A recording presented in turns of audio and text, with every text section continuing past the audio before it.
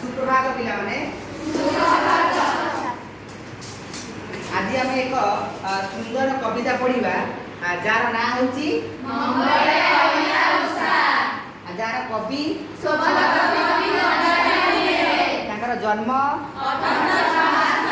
मृत्यु धन्यवाद पिला माने आम जो आज मंगल वेला उषा पढ़ा से तपस्विनी काव्यर चतुर्थ सर्गरु संहृत होती वाल्मीकि आश्रम रोचा निर्वासिता सीता को प्रकृति स्वागत करने प्रकृति को मानव चरित्र भाई उपस्थापन करें कवि गंगाधर मेहर सिद्धार्थता यही पक्ति गुड़िक प्रतिफलित होती पिला माने आम आज कवितार सुंदर स्वर से आहुति करवा ठीक अच्छे मुझे प्रथम स्वरटा आहुति करी तुम पछे मोर आहुति कर पढ़ा आम चोखी रागर आहुति होती आरंभ करवा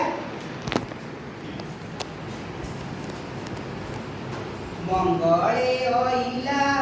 उषा विकचरा जीव दृशा जानकी दर्शन दृशा हृदय बही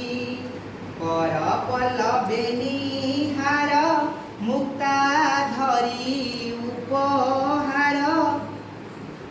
सतीक बास बाहार प्रांगणे रही कल कंठ कंठे कहिला दर्शन दिय सती राति पाहिला दर्शन दिय सती राति पाहिला पिला माने मो मुकुटटा तुमको आगुत कर शुणेली तुम स्वर कर बोली पार ठीक अच्छी